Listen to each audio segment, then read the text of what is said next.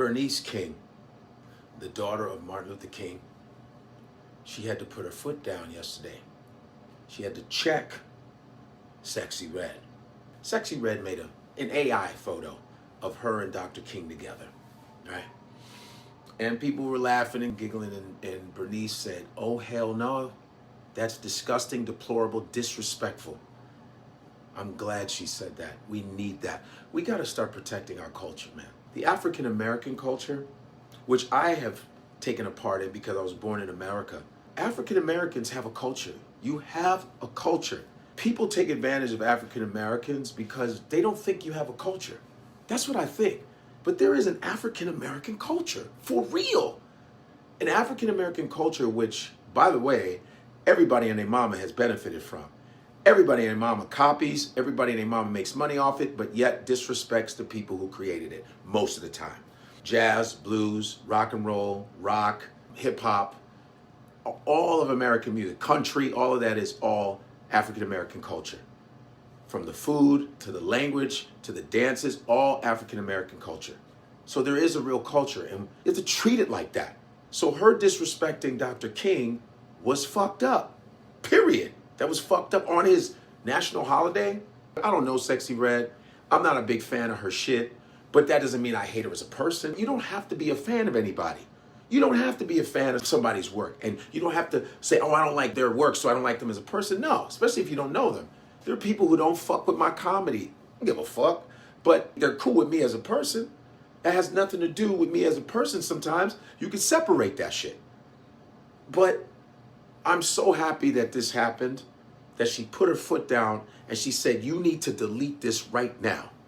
Because whether you like Dr. King or not, so in the comments, people are saying, Dr. King, he cheated on his wife anyway. First of all, dumb fuck. That has nothing to do with what he accomplished, okay? Nobody is perfect. Nobody, all right? A lot of people have cheated on their wives, and wives have cheated on their husbands. And some of you that are talking shit, you're probably an illegitimate child of your fucking parents. Your father probably has 2 different families. You're one of 18 kids with 8 different men. I'm just talking, but you can't mix that up with what he accomplished, all right? He took a bullet, sacrificed himself, man. So nobody is perfect, and you have a lot of nerve to say that kind of dumb shit. All right, we really have to protect our ancestors, people who came before us. We need to put a stop to that. All right, from the Marcus Garveys to the Malcolm X's to the McLeod Bethune to the Fannie Lou Hamers to the Toni Morrisons to the James Baldwins. We probably the only culture, race, that makes fun in a really disrespectful way of our people that came before us. What are we doing? Like, for example, Egyptians. There's a lady named Kulthum. She's one of the most famous singers in Egyptian history. Do they make fun of her in any kind of way? Fuck no, because you will suffer the consequences. They don't play that shit over there. They're very respectful. Do they make fun of Anwar Sadat? Hell no, they don't do that. All right? Let's talk about China. Make fun of Mao Zedong and see what happens. Make fun of Mao Zedong. Make fun of Bruce Lee. I'm just telling you. Nobody was perfect. Try that shit with Indian people, with Indira Gandhi or Gandhi himself. Regardless of what you like or not, they don't make fun. They don't play games like that.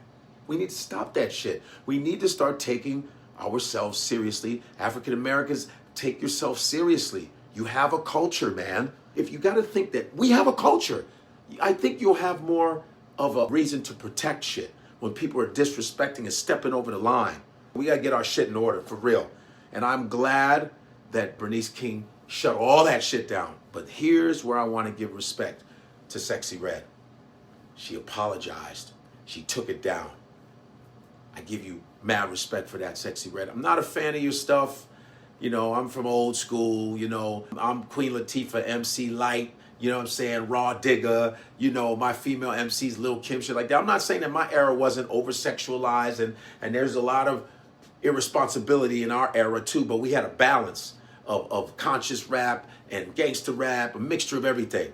But, Sexyy Red, you're like an over-sexualized plant is what I feel. I don't think you're like a real rapper. I think you're a plant. That's how I feel. I'm not trying to put you down or nothing, but I just feel like you're a plant because it always seems like they throw plants in there to fuck up the African American community, over sexualize the black women's image.